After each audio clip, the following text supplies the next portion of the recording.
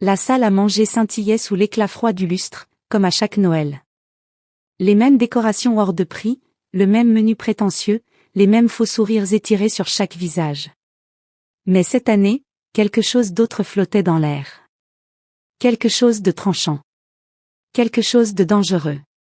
Avant de commencer le dîner, annonça ma mère en se levant, son verre de vin à la main comme pour porter un toast, nous avons une petite surprise pour toi, Audrey. Je levai les yeux de mon assiette. Mon père arborait un sourire narquois, celui qu'il avait perfectionné au fil des années. Autour de la table se trouvaient les habitués, mes parents, mon frère Thomas et sa femme Petra, ma sœur Julia, oncle Heinrich et tante Sarah, ainsi qu'un homme que je n'avais jamais vu. La cinquantaine, costume gris, visage impassible. Une mallette en cuir reposait à côté de sa chaise. Une surprise, dis-je d'un ton neutre. Comme c'est charmant. Nous avons été patients avec toi, déclara mon père, s'appuyant sur sa chaise comme un juge. Très patient. Mais cette mascarade a assez duré. Et voilà. Ton petit business, dit ma mère en mimant des guillemets, ces bagues en diamants scintillant à la lumière, ton prétendu succès. Nous ne sommes pas idiots, Audrey. Thomas eut un petit rire dans son champagne. Oui, on a fait quelques recherches. En fait, mon père désigna l'inconnu, nous avons engagé quelqu'un pour mener ces recherches à notre place. Un professionnel. Parce qu'il nous fallait une preuve de ce que nous savions déjà, que tu nous mens depuis des années. Mon cœur cognait dans ma poitrine, mais je gardais un visage impassible. Je vois. Voici Herr Zimmermann, poursuivit ma mère, rayonnante d'excitation. C'est un détective privé. L'un des meilleurs d'Allemagne. Il nous a coûté une fortune, mais chaque centime en valait la peine pour t'exposer. Herr Zimmermann hocha poliment la tête dans ma direction. Je lui rendis son salut. Nous savons que tu es une fraude, Audrey, intervint Julia, incapable de cacher sa jubilation. Vivre dans cet appartement luxueux, conduire cette voiture, porter des vêtements de marque. Avec un soi-disant salaire d'entreprenneuse ? S'il te plaît. Nous ne sommes pas nés de la dernière pluie. Donc vous avez engagé un détective. Je pris une gorgée d'eau. Pour m'enquêter. Pour prouver ce que nous savions déjà, ajouta tante Sarah avec suffisance. Que tu es soit surendetté, soit impliqué dans quelque chose d'illégal, soit en train de mentir sur toute la ligne. Oncle Heinrich se pencha vers moi. La question est, qui arnaques-tu exactement? Un sugar daddy? Fraude bancaire? Un héritage caché? J'ai failli rire. Failli. Nous t'avons donné des occasions de dire la vérité, dit mon père. Beaucoup d'occasions. Mais tu as continué à inventer tes petites histoires à propos de ta start-up et de tes investissements. Eh bien, ce soir, la vérité éclate. Ma mère se tourna vers Herr Zimmermann avec un geste théâtral. S'il vous plaît, Herr Zimmermann. Lisez votre rapport. Éclaircissons enfin la vérité sur le prétendu succès de notre fille. Le détective ouvrit sa mallette et en sortit 2 enveloppes scellées. 2. Je le remarquai immédiatement, et quelque chose de froid se déposa dans mon estomac. Ou peut-être de la satisfaction. Difficile à dire. Avant de commencer, dit Herr Zimmermann d'une voix calme et professionnelle, je veux confirmer, vous souhaitez que je lise les 2 rapports? Dans leur intégralité? Devant tous les présents? Les 2. Ma mère sembla confuse une seconde. Oui, bien sûr. Tout ce que vous avez trouvé. Très bien. Il ouvrit la première enveloppe. La table devint silencieuse, seules les musiques de Noël en fond continuaient de jouer. Sujet, Audrey-Marie Weber, 32 ans, résidant dans le centre-ville de Munich. Il ajusta ses lunettes. J'ai été engagé pour enquêter sur la source de la richesse et du mode de vie de Madame Weber, que sa famille considérait comme frauduleux ou suspect. Thomas était presque en train de baver. Julia avait déjà son téléphone en main, prête à enregistrer mon humiliation. Mon enquête a commencé il y a 6 semaines, poursuivit Herr Zimmermann. J'ai suivi les déplacements de Madame Weber, interrogé des collègues et partenaires commerciaux, consulté des documents publics et établi un profil financier complet. Et, demanda mon père, impatient. Madame Weber est la fondatrice et PDG de TechFlow Solutions GmbH, une entreprise de développement logiciel spécialisée dans l'optimisation logistique basée sur l'IA. Il sortit un document. L'entreprise a été fondée il y a 4 ans avec un investissement initial de 50 000 €, une somme économisée par Madame Weber lors de son précédent emploi en tant qu'ingénieur logiciel chez Siemens. Le sourire de mon père disparaissait déjà. La première année, l'entreprise a généré environ 200 000 € de revenus. La deuxième année, 1 300 000. La troisième année, 8 700 000. Il marqua une pause. L'année dernière, TechFlow Solutions a généré 43 millions € de chiffre d'affaires, pour un bénéfice net d'environ 12 millions. On aurait pu entendre une mouche voler. L'entreprise emploie actuellement 67 personnes dans ses bureaux de Munich, Berlin et Hambourg. Madame Weber possède 85% des parts. La valorisation actuelle de l'entreprise, selon l'intérêt récent de Capital Risque, est estimée à 50 millions €. Le verre de vin de ma mère glissa de ses doigts, le vin rouge s'étalant sur la nappe blanche comme du sang. C'est impossible, balbutia Thomas. Je vous assure que c'est tout à fait réel. Herr Zimmermann sortit d'autres documents. J'ai les relevés bancaires, déclarations fiscales, dossiers d'entreprise, tous vérifiés et authentifiés. La valeur nette personnelle de Madame Weber est d'environ 42 millions €. Son appartement, qu'elle possède entièrement, vaut 1 800 000. Sa voiture, une Tesla Model S, a été payée comptant. Son portefeuille d'investissement contient. Stop. La voix de mon père n'était qu'un souffle. Juste, stop. Mais Herr Zimmermann n'avait pas fini. J'ai également interrogé plusieurs employés et partenaires commerciaux de Madame Weber. Tous s'accordent à dire qu'elle est une entrepreneuse exceptionnellement talentueuse, très respectée dans son domaine. En fait, elle doit intervenir le mois prochain au European Tech Summit. Le visage de tante Sarah passa du triomphant au livide. Je crois, dit Herr Zimmermann en regardant mes parents, que vous attendiez un autre type de rapport ? Personne ne répondit. Dans ce cas. Il prit la deuxième enveloppe. Passons à celle-ci. Qu'est-ce que c'est ? Demanda oncle Heinrich, la voix cassée. Ceci, dit Herr Zimmermann, son ton devenant plus dur, est le rapport que Madame Weber m'a demandé de réaliser. 2 semaines après que vous m'avez engagé, elle m'a contacté directement. Elle m'a offert 3 fois votre tarif pour enquêter sur quelque chose de tout à fait différent. Je pris enfin la parole. Dites-leur. Ma mère secouait la tête. Non. Audrey, qu'est-ce que tu as fait ? J'ai demandé à Herr Zimmermann d'enquêter sur les finances de notre famille, dis-je calmement. Plus précisément, sur le fonds fiduciaire familial que grand-père a créé avant sa mort. Celui qui devait être réparti équitablement entre tous ses petits-enfants lorsque le plus jeune aurait 25 ans. Julia devint livide. C'était il y a 3 ans, poursuivis-je. Thomas était le plus jeune. Il a eu 25 ans il y a 3 ans. Alors j'ai commencé à me demander, où est l'argent ? Pourquoi n'avons-nous rien reçu ? Chaque fois que je demandais, papa, tu répondais que c'était bloqué par la succession, retardé par des problèmes juridiques. Mais 3 ans, ça me semblait long. Audrey, commença mon père. Continuez, Herr Zimmermann, dis-je. L'enquêteur ouvrit la deuxième enveloppe. Le fonds fiduciaire établi par Friedrich Weber contenait environ 8,4 millions € au moment de son décès, il y a 7 ans. Le fonds était géré par des fiduciaires précisément, Heinrich Weber et Klaus Weber. Il hocha la tête vers mon oncle et mon père. L'argent devait être distribué équitablement à 5 petits-enfants, Audrey, Thomas, Julia, et les 2 enfants d'Heinrich, Mathias et Sophie. Oncle Heinrich se leva brusquement. Je n'ai pas à écouter ça. Assieds-toi, dis-je, et quelque chose dans ma voix le figea. Tu as engagé un enquêteur pour m'humilier au dîner de Noël. La moindre des choses est que tu restes pour ta propre mise à nu. Il se rassit. Au cours des 6 dernières années, poursuivit Herr Zimmermann, les fiduciaires ont systématiquement détourné les fonds. L'argent a été transféré à travers une série de sociétés écrans et de comptes offshore. Environ 2,3 millions sont allés à Heinrich Weber, 1,9 million à Klaus Weber. 800 000 supplémentaires ont été répartis entre l'épouse de Klaus, Anna Weber, et l'épouse d'Heinrich, Sarah Weber, sous forme de divers frais de consultants versés à de fausses entreprises qu'elles avaient créées. Tante Sarah se mit à hurler. Vrai hurler.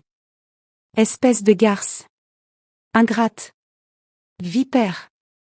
Les fonds restants, reprit Herr Zimmermann en élevant la voix au-dessus des cris, environ 3,3 millions d'euros, ont été investis dans un projet immobilier raté en Turquie. Les fiduciaires ont tout perdu dans un développement qui n'a jamais été achevé. Nous essayons de faire fructifier le fonds, cria mon père. Le rendre plus important pour vous tous. En le détournant via des sociétés écrans, demandai-je. En mentant pendant des années? En faisant en sorte que nous ne voyions jamais un centime pendant que vous achetiez des maisons de vacances et des voitures de luxe? Nous allions le rembourser, dit oncle Heinrich d'une voix désespérée. Avec quel argent? Je laissai échapper un rire amer. Vous en avez perdu la moitié dans un projet bidon et dépensé le reste pour vous-même. Vous pensiez qu'on ne le découvrirait jamais? Thomas avait l'air d'avoir la nausée. Papa? C'est vrai? Ne parle pas, lui lança sèchement mon père. Puis, à moi, qu'est-ce que tu veux, Audrey? De l'argent? C'est ça, le but? On trouvera une solution. Je n'ai pas besoin de votre argent, dis-je froidement. J'ai bâti ma propre fortune pendant que vous voliez vos propres enfants. Vos nièces et neveux. L'héritage de grand-père. Alors quoi? La voix de ma mère était stridente. Tu veux nous ruiner? Détruire ta propre famille? Vous vous êtes détruit vous-même. Je pris mon téléphone et le posai sur la table. D'ailleurs, tout ce dîner a été enregistré. Audio et vidéo. Les caméras sont cachées, mais elles ont tout filmé. Oncle Heinrich se précipita vers la porte. Je ne ferai pas ça, l'interpellai-je. La police vous attend dehors. Ils sont là depuis 19 heures. J'avais seulement besoin de la confirmation de Herr Zimmermann. Il se figea, la main sur la poignée. J'ai déposé une plainte officielle il y a 3 jours, expliquai-je. Je leur ai fourni toutes les preuves recueillies par Herr Zimmermann.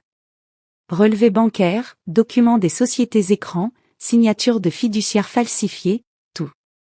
Ils ont obtenu un mandat hier. Comme prévu, on frappa violemment à la porte. Poliset. Ouvrez. Tante Sarah s'effondra sur sa chaise, en sanglots hystériques. Ma mère me regardait comme si elle ne m'avait jamais vue. Tu as planifié tout ça, dit mon père d'une voix lente. Ce dîner entier. Tu savais ce qui allait arriver. Bien sûr. Je me levai et attrapai mon manteau. Vous vouliez m'humilier au dîner de Noël, m'exposer comme une fraude devant toute la famille. Alors je vous ai laissé faire. Et ensuite, je vous ai rendu la pareille. À une différence près, moi, je disais la vérité. Les coups à la porte devinrent plus insistants. Comment as-tu pu nous faire ça, murmura Julia. On est une famille. Une famille, répétai-je, goûtant le mot. Tu veux savoir ce qui est drôle? Quand j'ai lancé mon entreprise il y a 4 ans, j'ai demandé à papa un petit prêt. 20 000 euros. J'avais un solide business plan, des projections, tout. Il m'a ri au nez.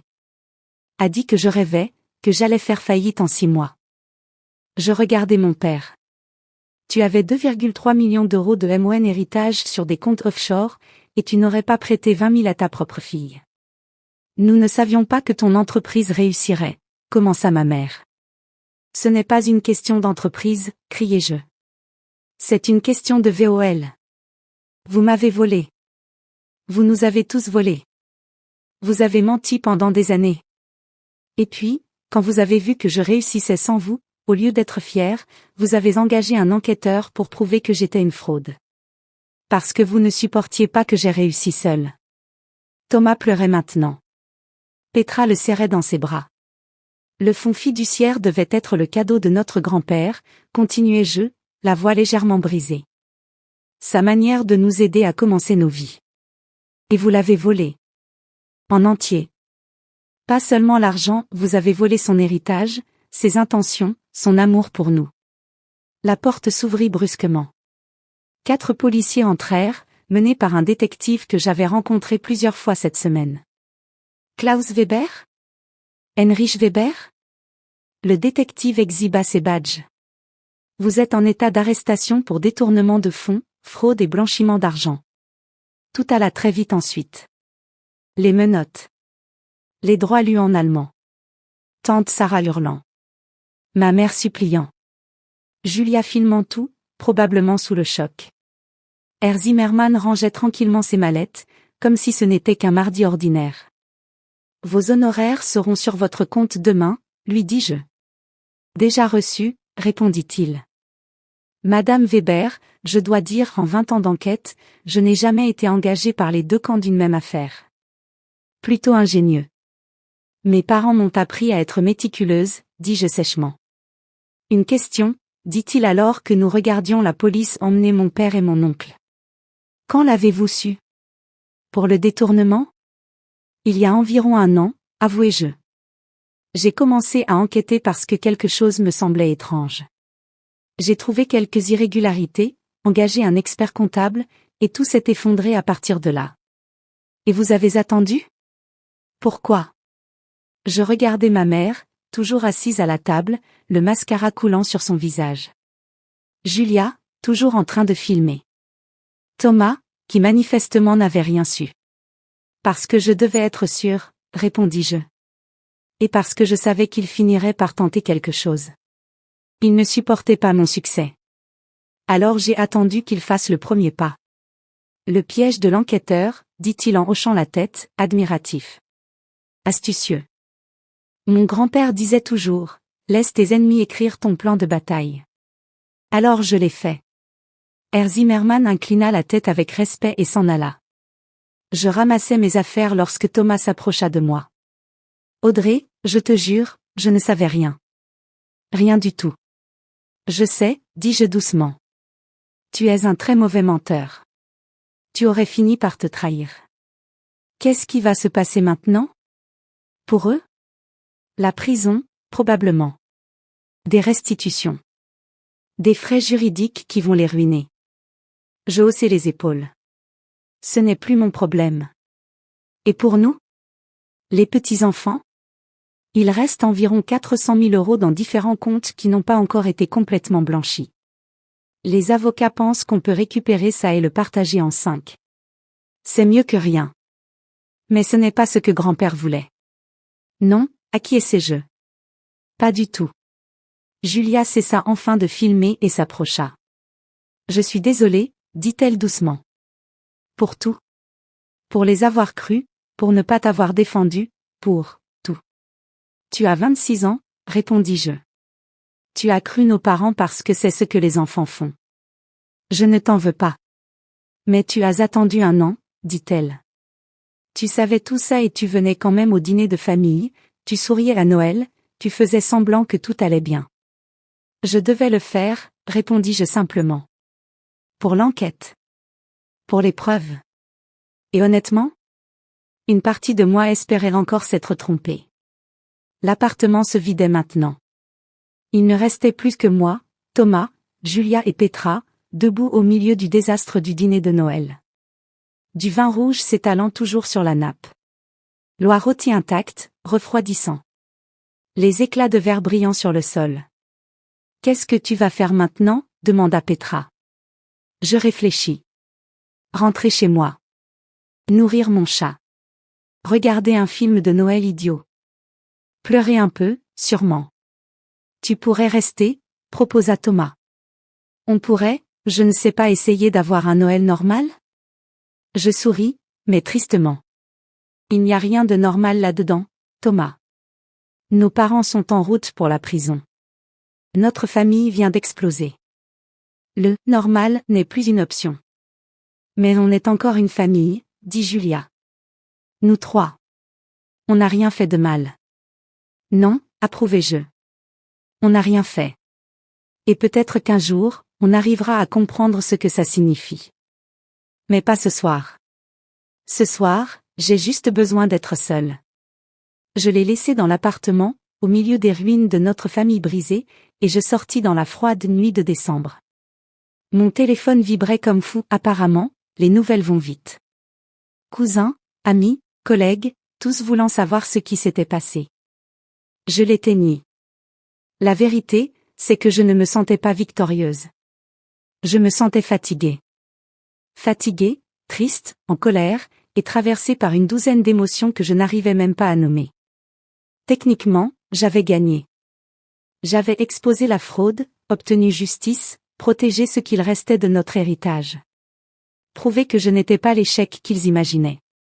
Mais le prix était énorme. Mes parents en prison. Ma famille éclatée. Un dîner de Noël se terminant avec des menottes et des hurlements. Est-ce que ça en valait la peine? Je pensais à mon grand-père, qui avait travaillé toute sa vie pour nous laisser quelque chose.